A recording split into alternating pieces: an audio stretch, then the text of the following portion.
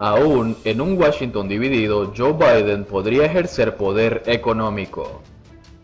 Cumplir con sus promesas de campaña relativas a los impuestos y los gastos podría ser complicado si los republicanos mantienen el control del Senado.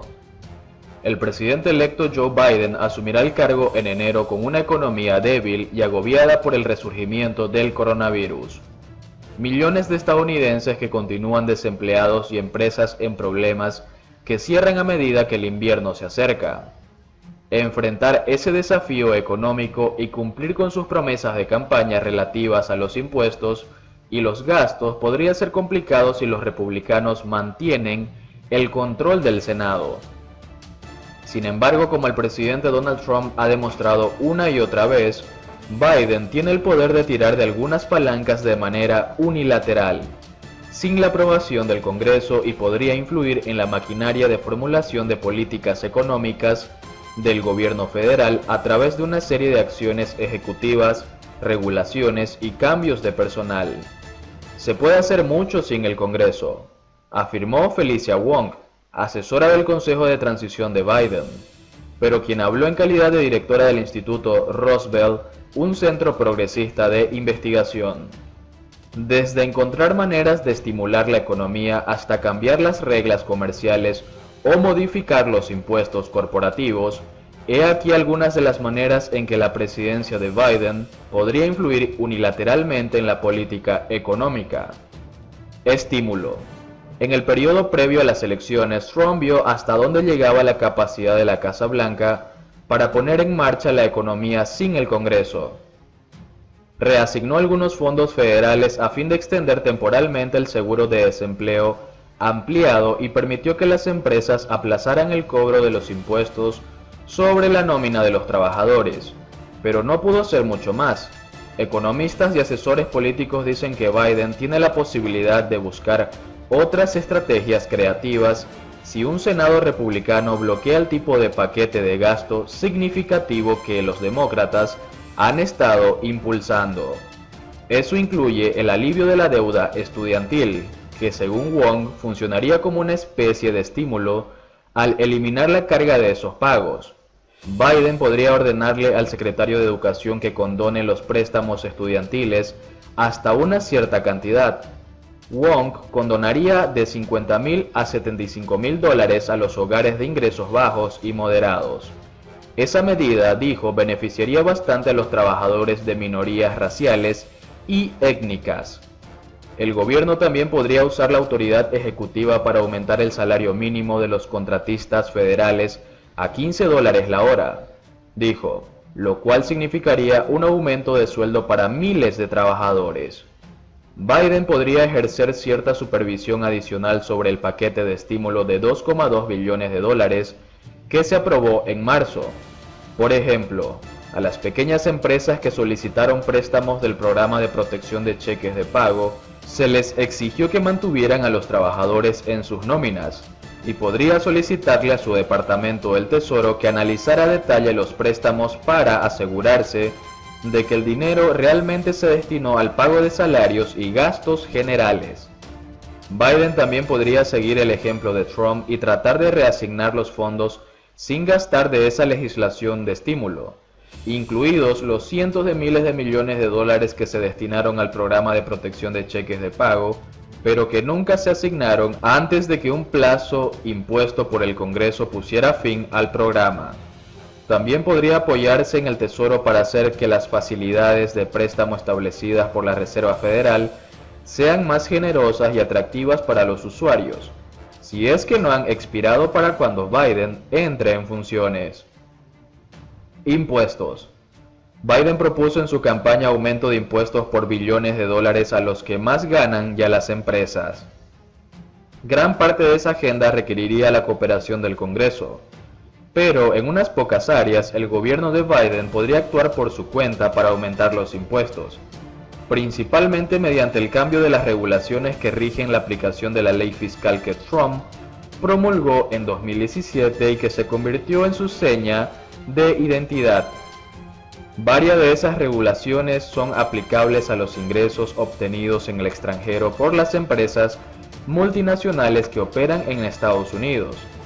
El Departamento del Tesoro de Biden podría actuar para revertir una serie de decisiones que el equipo de Trump tomó después de que se aprobara la ley de 2017 que redujo en la práctica la responsabilidad de las multinacionales conforme a un par de impuestos nuevos creados por la ley, conocido como el impuesto para evitar la erosión de la base impositiva y antiabuso conocido como BEAT por su sigla en inglés, y el ingreso global de impuestos bajos intangibles GILTI por su sigla en inglés.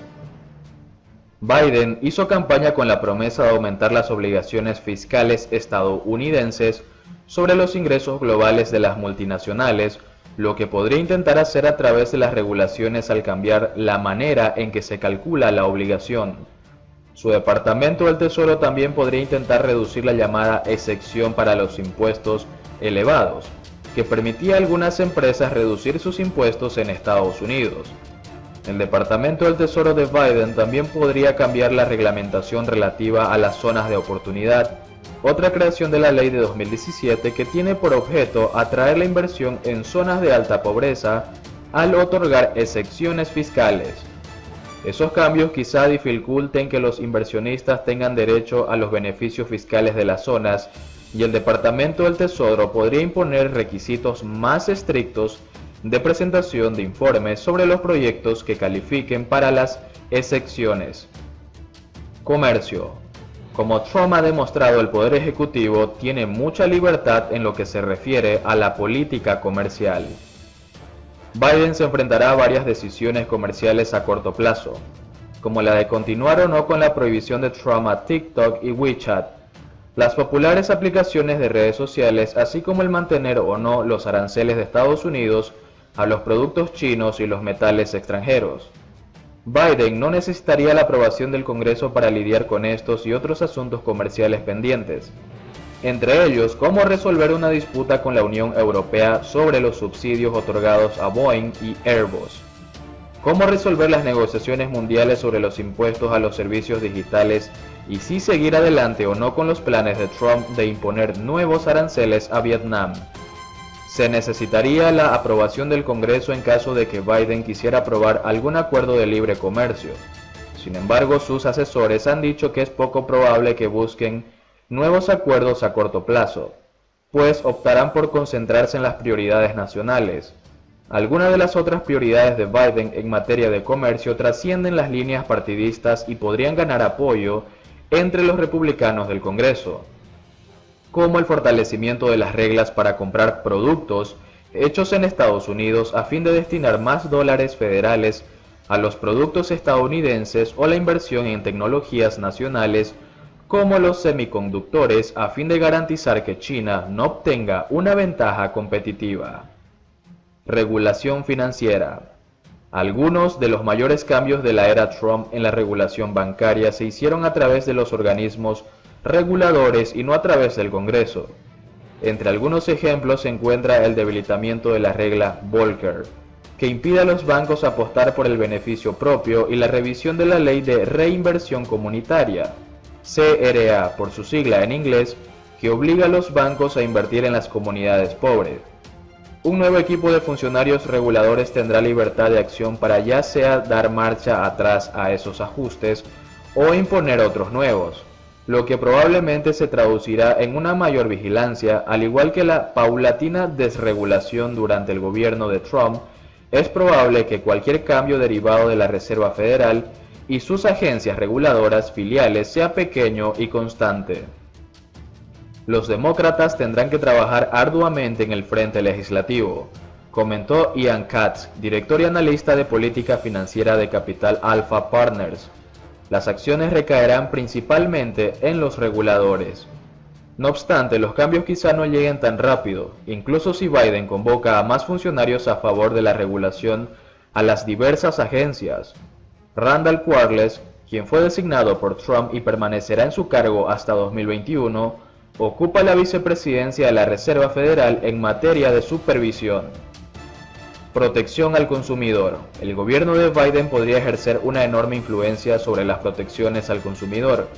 incluidas las relaciones con el cobro de deudas, los préstamos del día de pago y el abuso de las ejecuciones hipotecarias. En junio, la Corte Suprema determinó que la Casa Blanca tiene la facultad de despedir al director de la Oficina de Protección Financiera del Consumidor sin motivo alguno y rechazó una ley federal que pretendía imponer límites a la supervisión presidencial de las agencias independientes. Eso significa que Biden estará en libertad de reemplazar a Kathleen Kraninger, la actual directora de la oficina, por alguien que supervise las empresas y aplique la ley de manera más estricta.